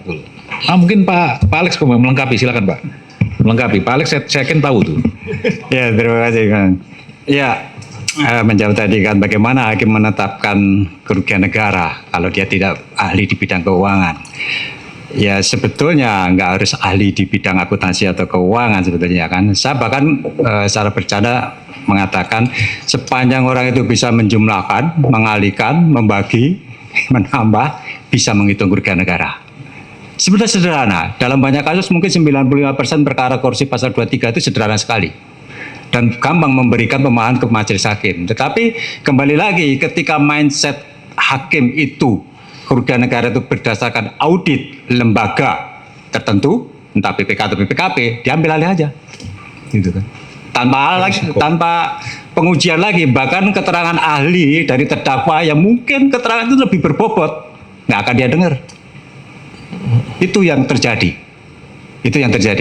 Makanya mungkin barangkali ya nanti dari Komisi 3 supaya hakim ad hoc itu kalau rekrutmen itu ya ambillah misalnya dari auditor BPK atau BPKP atau inspektorat, ya. Jangan kalau hakim itu cenderungnya ya harus sarjana hukum. Siapa bilang hakim ad hoc itu kan direkrut karena keahliannya? Kan begitu dasar awalnya itu pembentukan hakim ad hoc itu.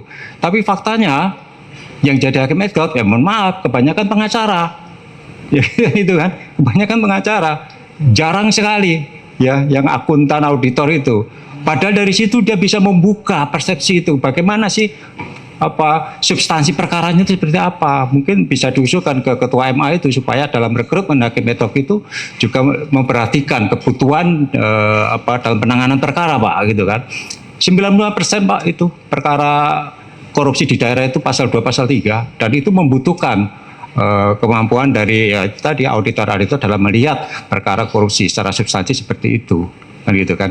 Dan ya saya melihat pasal 2, pasal 3 dan mungkin sekarang pasal 603, 604 itu memang problematik Pak. Saya pernah dijadikan menjadi saksi terkait uji materi di MK menyangkut pasal 2, pasal 3 itu. Saya bilang waktu itu mungkin ya rumusannya perlu dirubah. Tapi kalau sudah diundang-undangkan saya sampaikan itu kan seharusnya rumusannya itu kan ini yang membedakan pasal korupsi yang lain itu kan hanya menyangkut kerugian negara. Pasal 2, pasal 3 dan korupsi yang lain. Makanya saya bilang, barang siapa, rumus saya mungkin bisa begini, barang siapa dengan tujuan merugikan keuangan negara, nah itu harusnya ke sana Pak, itu baru jelas. Jadi ada kerugian negara dulu, gitu. Jangan dari pola perbuatan melawan hukum baru kerugian negara dicari-cari. Ini yang terjadi seperti itu Pak. Akhir-akhir yang terjadi seperti itu. Akhirnya apa? Ya auditor BPK atau BPKP seolah-olah di fait accompli Pak. Kunci itu hasilnya yaitu tadi di persidangan, waduh gak karu-karuan Pak hasil auditnya, gak karu-karuan gitu. Ini iya kita prihatin aja Pak dengan penegakan hukum yang model seperti ini. Mungkin itu tanggapan dari saya. Terima kasih. Oke, saya kira waktunya sudah luar biasa. Tepuk tangan untuk kita semuanya.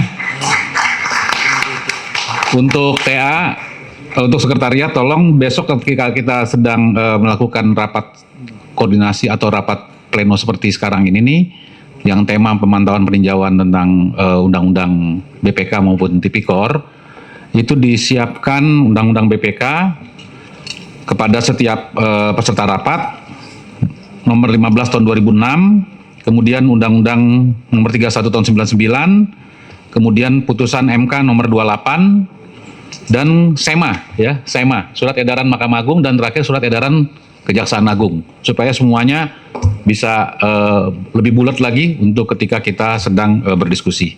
Demikian kalimat penutup saya buat Pak Alex. Saya anggota Komisi 3 baru periode sekarang, kemarin ikut fit and proper test pemilihan komisioner KPK.